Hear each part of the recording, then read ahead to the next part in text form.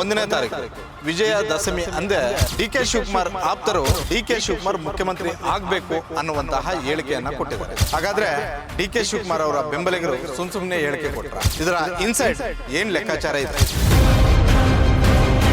DK. Shivakumar ಬಣದಲ್ಲಿ CM ಜಪ ಶುರುವಾದ ಬೆನ್ನಲ್ಲೇ ಸಿದ್ದರಾಮಯ್ಯ ನಾನೇ 5 ವರ್ಷ ಸಿಎಂ ಅಂದಿದ್ದೆ. ಹಾಗಾದ್ರೆ ಸಿದ್ದರಾಮಯ್ಯ ಅವರಿಗೆ ಕಾಂಗ್ರೆಸ್ ಹೈಕಮಾಂಡ್ 5 ವರ್ಷ ಕಂಪ್ಲೀಟ್ ಮಾಡಿ ಅಂತ ಸೂಚನೆ ಕಳಿಸಿದೆ. ಡಿ.ಕೆ. ಶಿವಕುಮಾರ್ ಬೆಂಬಲಿಗರು ನವೆಂಬರ್ ಕ್ರಾಂತಿ ಹೇಳಿಕೆ ಕೊಟ್ಟ ಬೆನ್ನಲ್ಲೇ ಸಿದ್ದರಾಮಯ್ಯ ಮತ್ತೆ ಅವರ ಟೀಮ್ ಅಲ್ಲಿ ಆದ ಚರ್ಚೆಯನ್ನು, ಅವರ ಮನೆಯಲ್ಲಿ ನಡೆದಂತಹ ಸಭೆ ಯಾವುದು?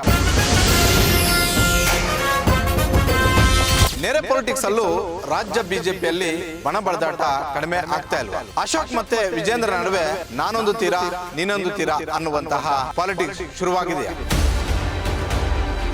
ಪದೇ ಪದೇ ಬಿ.ವೈ. ವಿಜೇಂದ್ರ ಉತ್ತರ ಕರ್ನಾಟಕ ಪ್ರವಾಸ ಮಾಡ್ತಿರೋದು ಯಾಕೆ? ಹಿಂದೆ ಯಾವೆಲ್ಲ ಮುಖ್ಯಮಂತ್ರಿಗಳು, ಯಾವೆಲ್ಲ ಅಧ್ಯಕ್ಷರು, ಯಾವೆಲ್ಲ ವಿರೋಧ ಪಕ್ಷದ ನಾಯಕರು ಪದೇ ಪದೇ ಉತ್ತರ ಕರ್ನಾಟಕ ಪ್ರವಾಸವನ್ನ ಮಾಡ್ತಾ ಇದ್ದಾರೆ. ಉತ್ತರ ಕರ್ನಾಟಕ ಪ್ರವಾಸ ಮಾಡಿದ್ರೆ ಏನಾಗುತ್ತೆ? ಜೆಡಿಎಸ್ ಬಿಜೆಪಿಯ ಮೈತ್ರಿ ಗಟ್ಟಿಯಾಗಿದೆಯಾ? ಹಾಗಾದ್ರೆ ಗಟ್ಟಿಯಾಗಿದ್ರೆ ಮಾಜಿ ಪ್ರಧಾನಿ ದೇವೇಗೌಡರು ಕಾರ್ಯಕರ್ತರಿಗೆ ಹೇಳಿದ್ದೆ.